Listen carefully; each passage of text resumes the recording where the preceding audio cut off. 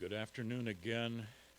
I really appreciated that hymn after what I had to cover in announcements. All things work together. That's true. I need to remember that. We all do. To begin the sermon this afternoon, in the way of introduction,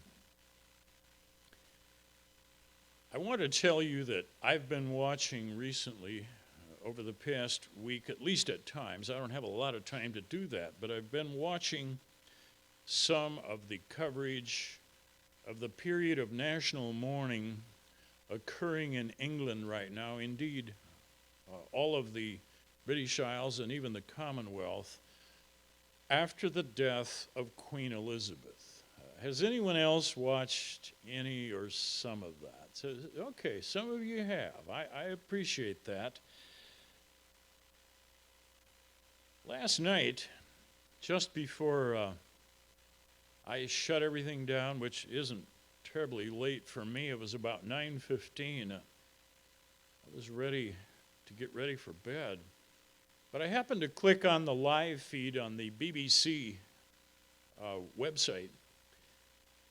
And here are people streaming past the Queen's coffin because she's lying in state, as the phrase is at this time, at Westminster Hall. What was interesting to me, it was 3:15 a.m. there. They're keeping it open 24 hours a day. Some of those people are in the queue, and that's the word they use. Had been in the queue, or in other words, the line, as we would probably say, for up to 19 hours. It went down into the, as we measure temperature, middle 40s last night in London. Has anybody been in London? Just curious. It's a damp climate. 40-something there, mid-40s is chillier than 40 here most of the time because you've heard about London fog. It's even a brand, but that describes their climate. But these people are willing to endure that to show respect to their queen.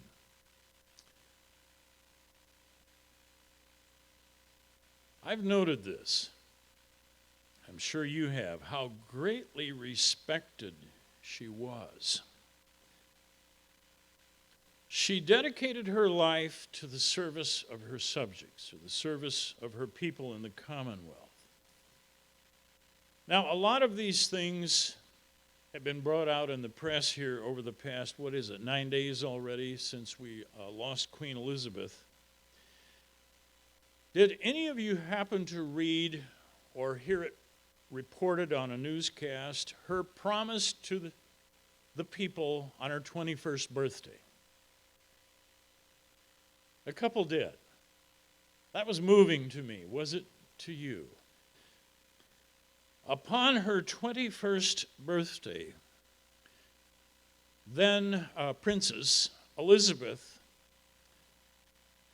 did a radio broadcast that ultimately went to virtually all of the Commonwealth. By the way, when she turned 21, she wasn't in England.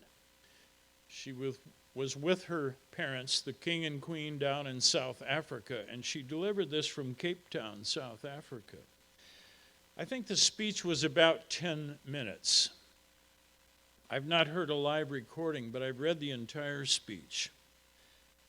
I want to read just two excerpts. The first one: I declare before you all that my whole life, whether it be long or short, shall be devoted to your service and the service of our great imperial family to which we all belong. She dedicated her life to the service of the people in the Commonwealth. This was near the end of her speech, and then she closed it with these words. This I haven't seen reported all that much because it mentions God. But here's how she closed that speech. But I shall not have strength to carry out this resolution alone unless you join in it with me, as I now invite you to do. I know that your support will be unfailingly given. Here's the next sentence. God help me to make good my vow, and God bless all of you who are willing to share in it. Less than 5 years later, February 1952, she became queen and reigned for 70 years. She was the longest reigning monarch in English history, almost in world history, although one king in France reigned a bit longer, 72 years if my memory is correct. But back to Queen Elizabeth, I think most people would agree she kept her word. When she said she would dedicate her whole life, whether it would be long or short, wow, it was long, 96 years, to your service, to the service of the people. And the outpouring of grief and respect as a result of that, not only there in England, but throughout the Commonwealth and really from the world, is pretty amazing. It's something we need to see right now in such a troubled world as we live in. I've noted, and again, I haven't had time to watch a lot of this live stream, but when I watch it, they are running people through Westminster Hall on both sides of the coffin, two abreast, and they are told to keep moving because at times this queue is 1 mile long. It extends clear back to a park, which is something of a staging area, and they're having a little trouble controlling that. More people are showing up than they can accommodate. And I've actually seen a couple of times men in uniform pushing the crowd along a little. They're told to keep moving. Have some of you watched this too? I assume you have. It's very hard for so many citizens to do. When they file past, when they reach that point where the coffin is, so many of them turn and they pause and they bow. They don't fall prostrate. That would be wrong, actually, and they don't, but they bow out of respect to their deceased queen. Again, I just find it very moving. And then they move on. Many of them openly emotional and in tears. Now, King Charles III has already begun his reign. Will it be like his mother's reign? He's made the promise, but will it be like his mother's? I think we can now say after she completed it, rather noble reign, or will it be otherwise?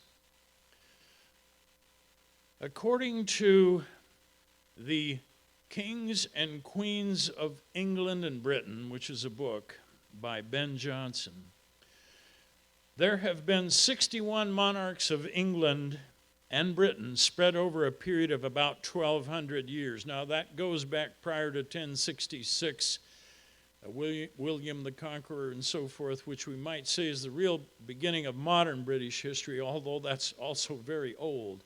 But it goes back even further to Saxon kings. So since that time, there have been 61 monarchs, at least according to this author, and Prince Charles III is the 61st.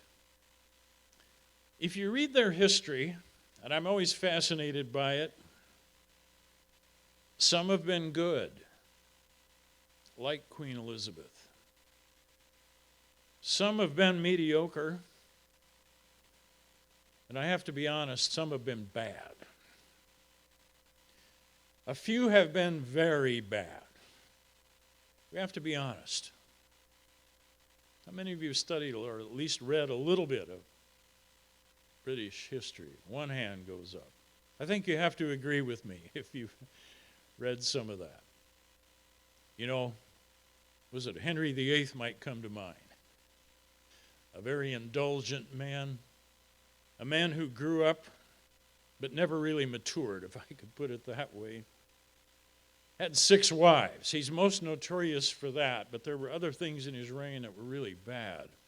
Didn't treat his subjects in a way of service, anything like Queen Elizabeth. And of course, the 6 wives. There's a rhyming phrase. I'm not sure if I can remember it correctly. The end of each wife. It goes like this: divorced, beheaded, died. Divorced, beheaded, survived. Only one at the end outlived him and kept, was married.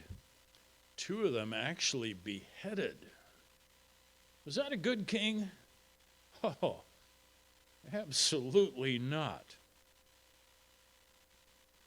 Why would I go through this rather long introduction? Because you and I are asked to focus on something far, far better, and that's looking forward to a righteous king who will be King of Kings, Lord of Lords, and we're going into the fall festival season where we're going to talk a whole lot more about it. But I wanted to do another sermon, introductory to the fall holy day season. Last time I talked about fasting, looking ahead to the Day of Atonement. Today I want to speak a little more broadly. You know, England's history, and I was really thinking about it again recently, watching these events, is very close to what we read about in the books of 1st and 2nd Kings and 1st and 2nd Chronicles. I want to go through a little bit of it. Turn back, please, to 2nd Chronicles chapter 27.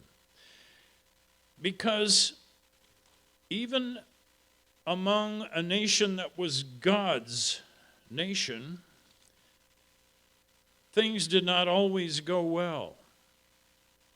In 2 Corinthians 27, I chose to read, I had actually been reading this recently anyway, and then I went back and decided to put it in the sermon.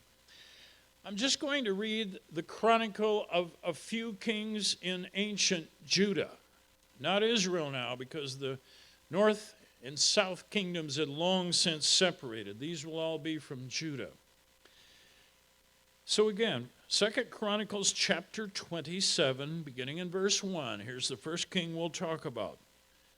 Jotham was 25 years old when he became king, and he reigned 16 years in Jerusalem. It gives his mother's name.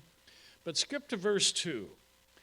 And he did what was right in the sight of the Lord according to all that his father Uzziah had done, although he didn't enter the temple of the Lord, although that's not necessarily a bad phrase if you read about Uzziah. But notice that last sentence, but still the people acted corruptly.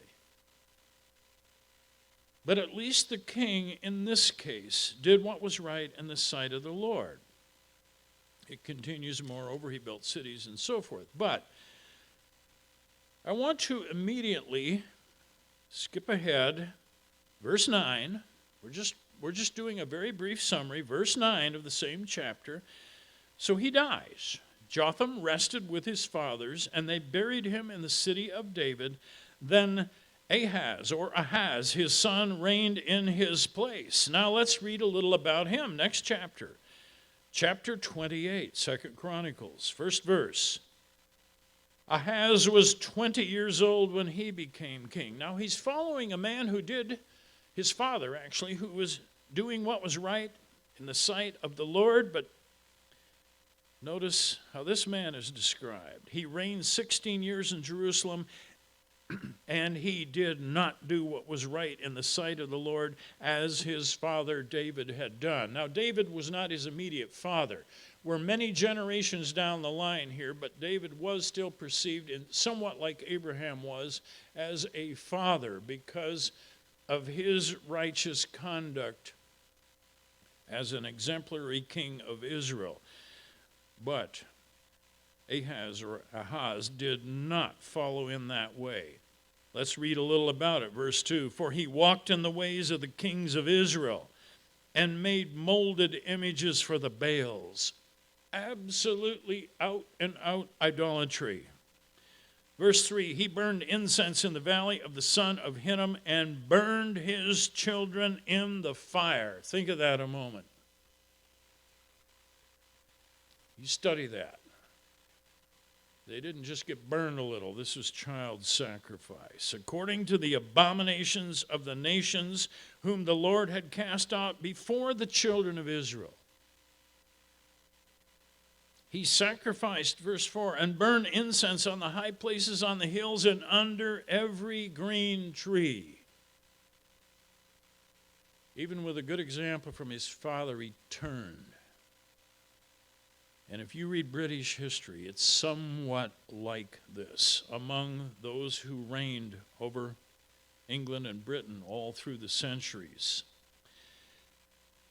In verse 24, we'll read about the end of his reign. It says, so Ahaz gathered the articles of the house of God, cut in pieces the articles of the house of God, shut up the doors of the house of the Lord.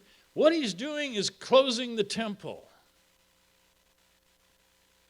Closing the temple, which was the symbol of the very throne of God, especially in there, the Holy of Holies and so forth. I don't have time to talk about that, but I think you know that.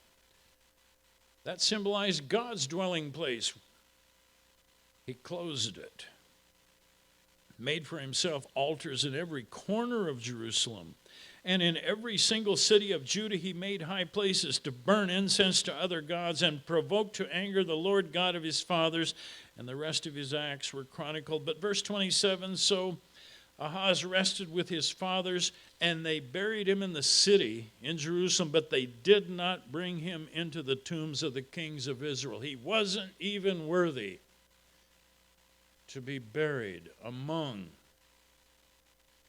the kings in a customary burial place there.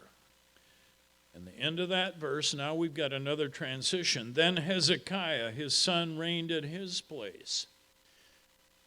Now, it's very interesting to me. Here's a man following a king who was abominable. Yet, let's read in chapter 29. Hezekiah became king when he was 25 years old. He reigned 29 years in Jerusalem. Again, his mother is mentioned. And verse 2, and he did what was right in the sight of the Lord according to all that his father David had done.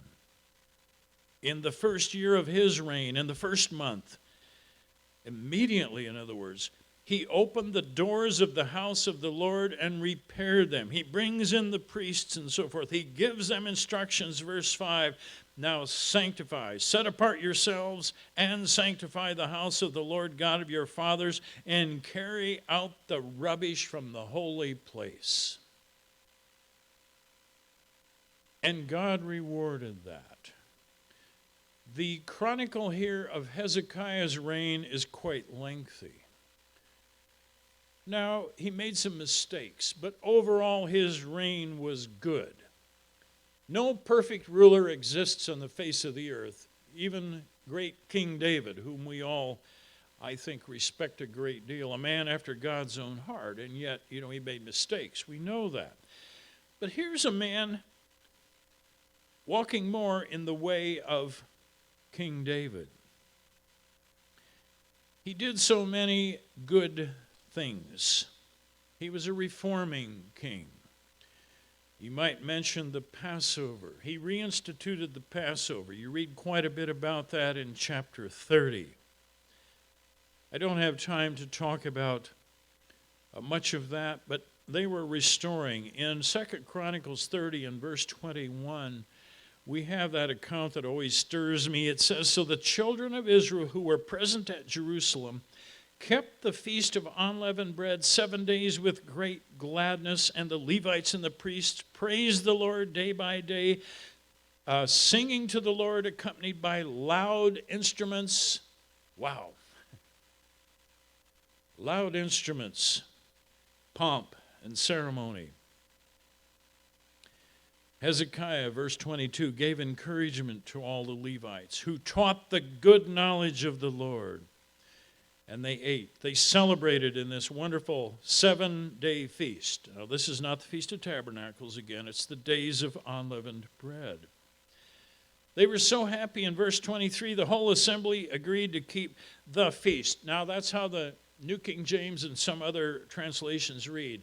You can't keep the feast twice. If you look at it carefully, the feast is in italics. Translators added those words.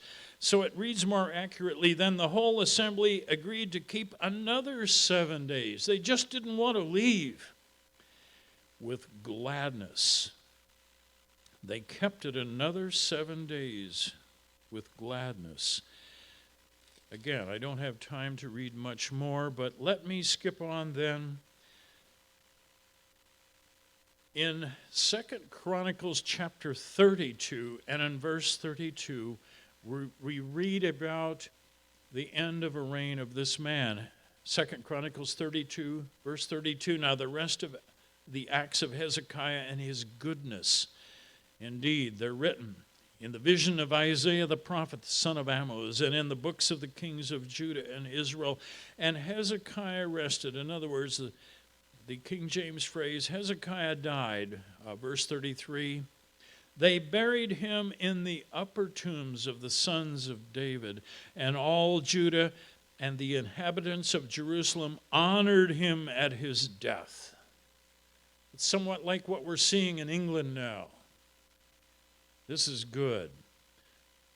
The very last sentence in chapter 32 is, then Manasseh, his son, reigned in his place. So now we have a son following, or should have followed in the steps of his father, a righteous king, but what does he do? Verse 1, chapter 33, Manasseh was 12 years old when he became king, and he reigned 55 years in Jerusalem. That's pretty young to be a king. We don't know how much serious decision-making he was doing early on, but he did have 55 years. So he lived to be, you do the math, 67. He had plenty of time to do it right. Instead, verse 2, but he did evil in the sight of the Lord according to the abominations of the nations, whom the Lord had cast out before the children of Israel. What does he do? Verse 3, he rebuilt the high places which Hezekiah his father had broken down, and he raised up altars for the Baals, excuse me, and made wooden images, and he worshiped all the host of heaven and served them. He even, verse 4, built altars in the house of the Lord, of which the Lord had said, in Jerusalem shall be my name forever. Within that temple, verse 5, he built altars for all the host of heaven in the two courts of the house of the Lord. And he,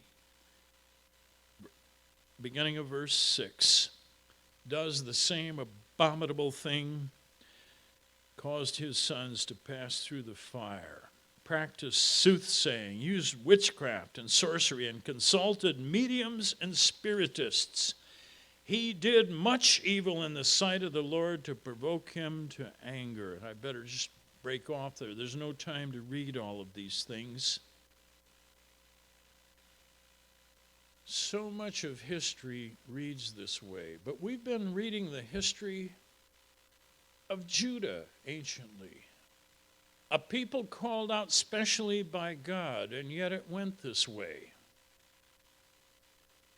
I find it interesting reading, but it's very disheartening reading sometimes. And then I think about what's going on in England. Now, Queen Elizabeth did not have the absolute authority that these kings did, yet the monarchy has influence. And she had such a good influence. Now, King Charles III has his turn. What will he be like? I don't have a good guess. I think about our own country. I'm kind of reluctant to use names, but you know, we have a succession of presidents. Some of our presidents haven't been too exemplary. Yet God has been kind to our nation. We've seen it, if I might put it this way, rise in the character shown in the office and then wane. I was quite stirred at times when President Ronald Reagan would openly acknowledge God and his reliance on God. And if you really think about it, the ship of state, if you will, stabilized. Not completely, I know that, but it did. Where are we going right now? And what we're doing, and what's the influence? Clear down from the Oval Office, as well as our legislative branches and even judicial. So much of our history, and certainly that of England, matches the chronicles that we just read. I want to, before transitioning to something better, but I want to read Proverbs 29. One verse. I don't want to read all of Proverbs 29, but I want to read one verse in that chapter that fits this sermon perfectly. If you've now reached Proverbs 29, would you please read with me verse 2?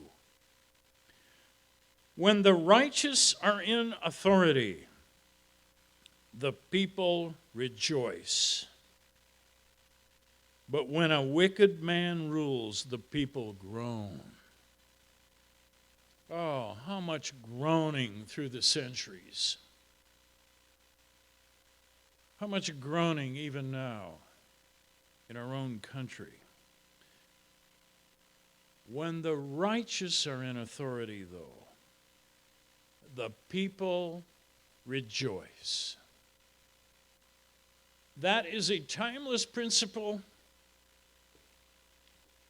and it is as applicable now as when it was written by Solomon, 3,000 years ago, thereabouts? And it makes me think, right now, in this season, here we are, 1 week from tomorrow evening is the beginning of the fall holy day season. At sunset, we begin to observe the Feast of Trumpets.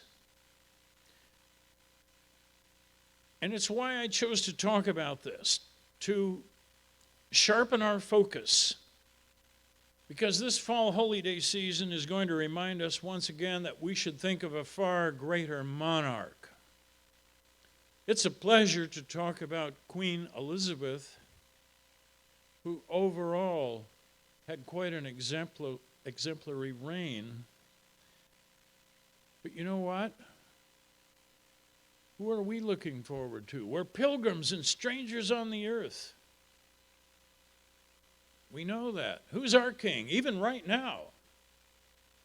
Who's our king? It's our Lord Jesus Christ, but he hasn't assumed that role yet of King of Kings and Lord of Lords, but he will. And again, our focus on that should be especially sharpened at this time of the year.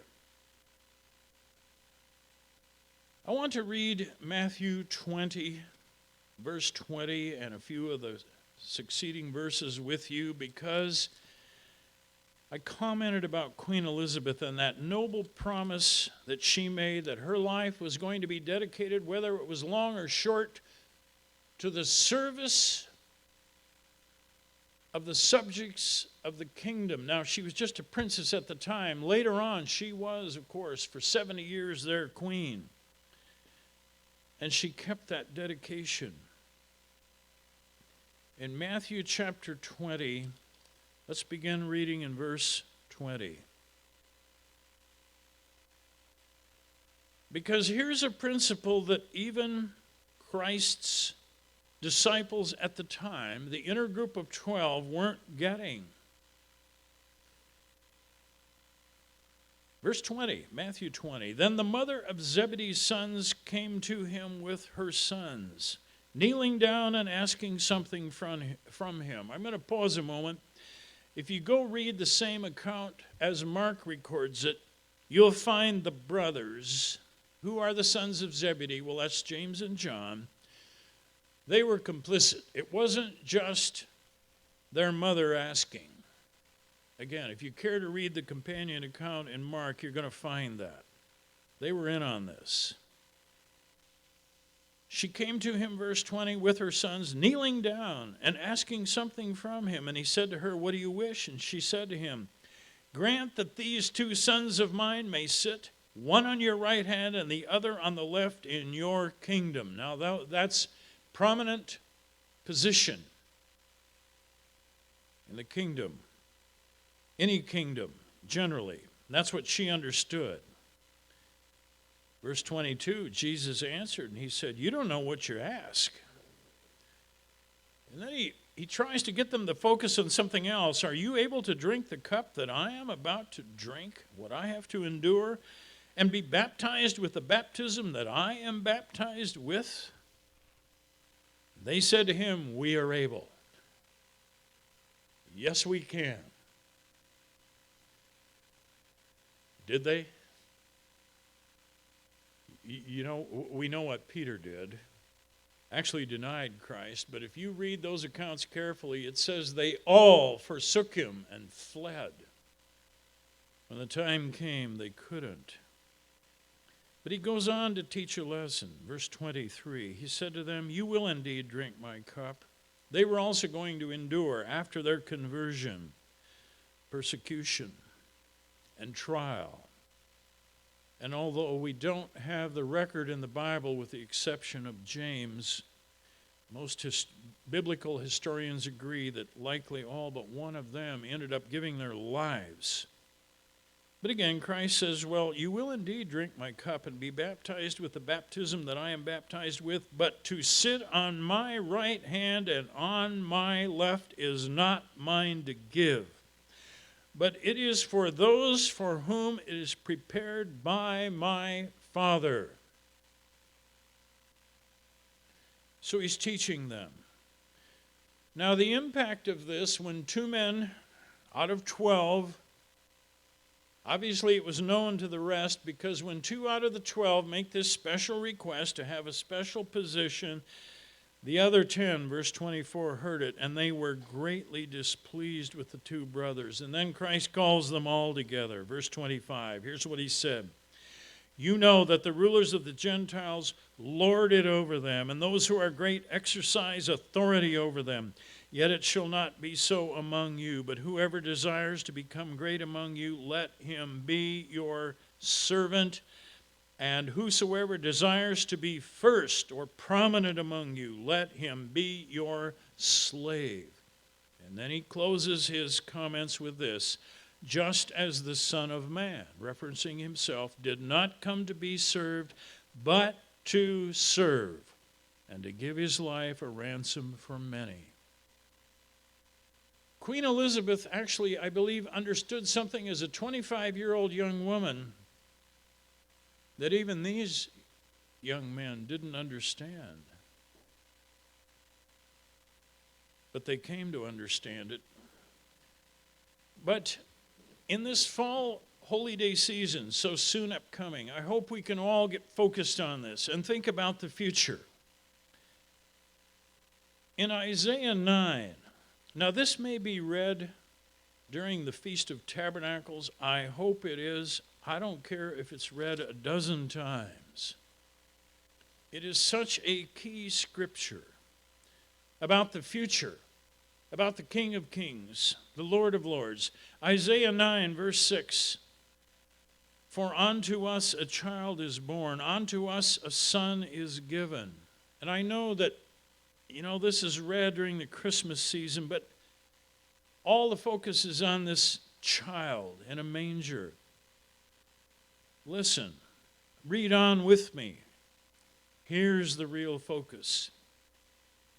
"The government will be upon his shoulder, and his name will be called Wonderful, Counselor, Mighty God, Everlasting Father. Even Jesus Christ is a Father, although we think of God the Father separately, and indeed we should. They are separate beings, but even Jesus Christ is a Father, because it's clearly talking about him. Continuing, Prince of Peace.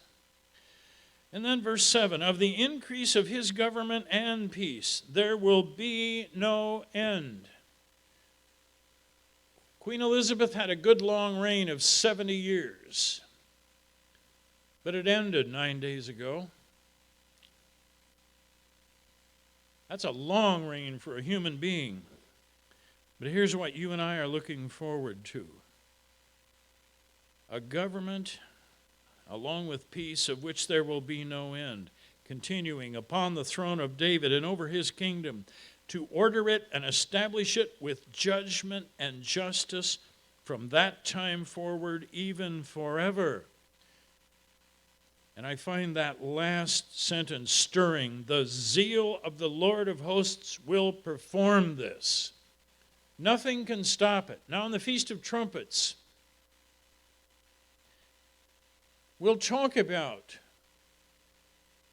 a lot of detail. Now, I can't be here, by the way. Our schedule changed. I've actually got to be down in South Dakota on the Feast of Trumpets. But you're going to have a speaker. Mr. Lamore and I talked about that. We didn't want you to have to watch a video. You will have a speaker, and I trust he will cover these critical things. But when Christ returns, he's not going to be welcomed, is he? It is quite the opposite. I don't know what scriptures Ken will choose to read, but, the nations gather to fight, not on behalf of Jesus Christ, but against him. It's going to be a tough transition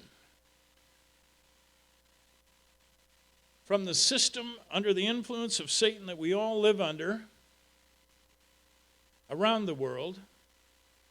And in some places that system is far worse than here.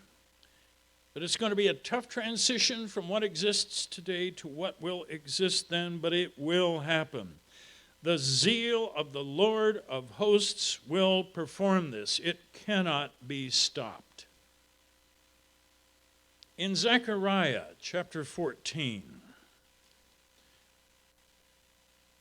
next to last book of the Old Testament, Zechariah chapter 14. I want to read those stirring words. It's going to be a fact that instead of a few of us going to the Feast of Tabernacles, here's what's going to happen. In Zechariah 14, verse 16. Verse 16, I'm not reading a lot of this prophecy, but it says, and it shall come to pass that everyone who is left of all the nations which came up against Jerusalem, there won't be a lot left, because Christ is going to have to deal with them, because they're fighting him. But all who are left shall go, it says, up from year to year to worship the King, the Lord of hosts, and to keep the Feast of Tabernacles. Here's what's going to happen when everything falls into place. And again, I want to whet your appetite for the holy days upcoming. By this time, Satan will have been bound, taken out of the way. And this is going to happen. Everyone who's left, and then we build on that, because children will be born. Things will be set right. And again, I want to reread it. They're going to go up from year to year to worship the King, the Lord of hosts, and to keep the Feast of Tabernacles. It's sure going to be easier, isn't it? When it's the law of the land, you won't have to ask an employer, I need off. Why? I don't know how you choose to explain it, but our church has a festival. It's a commanded festival that I must keep. What is that? If indeed they ask, the Feast of Tabernacles. What? It doesn't even resonate with people who should know. I'm bumping the clock, but I got to share this little story. One of the ladies who attended with us at the feast, the small feast out in the hills last year, is a pretty bold lady. One gentleman at the front desk, who was there about a third of the time at which we were in the motel, had a skull cap, the obvious outward sign of being a Jew. And Jeannie, I know she wouldn't mind me telling you, only Jeannie could get by with this, but she looks him in the eye and says, "You should be keeping the Feast of Tabernacles." And even a Jew says, now he knew what it was. He says, "Well, I'm not observant." But yet he's wearing the cap. It's a problem with Hebrew roots and those things that actually we have to deal with in the church today. But she said, no, it's a command. You should be keeping the Feast of Tabernacles. And actually, I was off on the side. I didn't know exactly what she was saying, and then she told me later. Oddly, she's one of those people, he didn't throw her out, didn't start a fight. Of course, he didn't attend either. But at least he knew. That wouldn't be true of one out of, thousands today. Think about it when it happens like this. Okay, I better read, but only one more scripture. I must read this one, Luke chapter 12. Luke chapter 12. How good is it going to be? Oh, I want to whet your appetite for this. For the intense study of these things that we're about to do as the fall holy days come up. In Luke 12, chapter 37. I think I'll break in here because the account is even longer. You might glance at verse 32, though. Luke 12, verse 32. "Don't fear, little flock, for it is your Father's good pleasure to give you the kingdom." And then he asks for commitment. Verse 34, "Where your treasure is, there your heart will be also." And then he talks about being vigilant, waiting for it. Verse 37, "Blessed are those servants whom the master, when he comes, will find watching," that we are alert. We don't forget what our goal is. "Assuredly, I say to you that he will gird himself and have them sit down to eat and will come and serve them." Here is an act of service far greater than anything Queen Elizabeth ever did. Can we grasp this, my friends? When the kingdom is in place at the outset, and if you put scriptures together, this is what we perceive to be the wedding supper. If we are blessed and we're watching and we're ready. Now that would be those alive at the time, which could be us, depending on how soon Christ returns, or if we hold steadfast to the remainder of this life and we die in the faith, then this is what we rise to. I want to reread it. "Assuredly, I say to you that he will gird himself." Can you imagine Jesus Christ putting on the royal apron?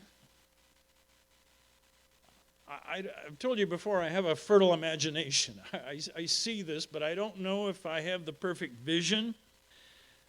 But he's going to gird himself and have them sit down to eat and will come and serve them. That's who we're waiting for. I'm so moved again by the respect shown to Queen Elizabeth. She deserved it. But here's our king. We read a little about him. There's a whole lot more. This is enough for now. I want to spark zeal and a hunger for the fall holy days this year. We need them. We need them every year. I think we need them worse now than we ever have before because of the environment we're living in. You know, I think about some of the other things just in closing. I'm quoting from the Deccan Herald.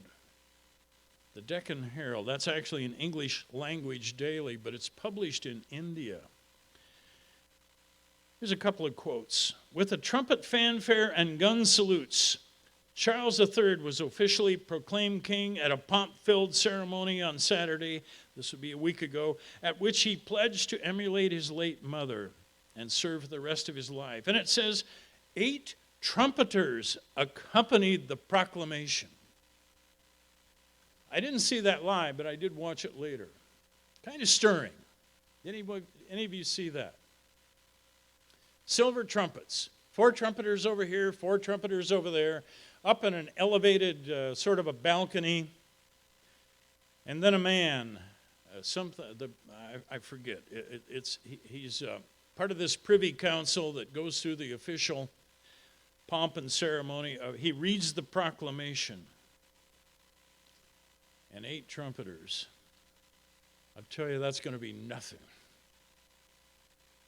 compared to what we read about and we will talk about on the Feast of Trumpets, the sound of the trumpet, right?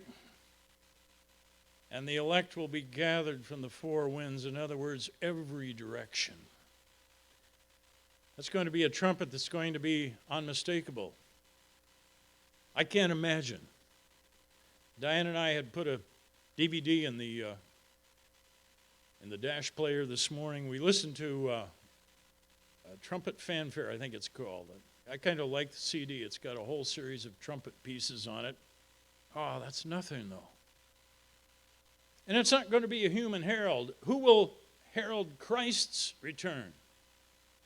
The voice of the archangel, right? What will that be like?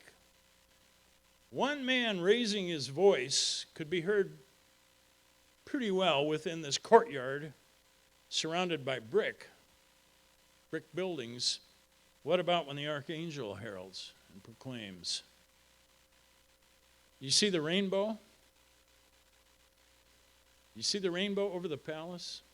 Now, Queen Elizabeth died up in Scotland, but simultaneously there was, after a rain down in London, there was this rainbow, actually a double rainbow that appeared for a while over the palace.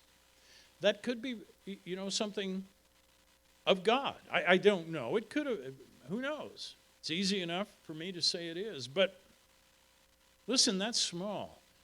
What about lightning that flashes from the east all the way to the west and it's seen around the world? I have to stop. It goes on, but my friends, we'll talk about this and more, much more, as we get into the fall holy day season. Life is busy. It sure is for me. It is for most of you. I know that.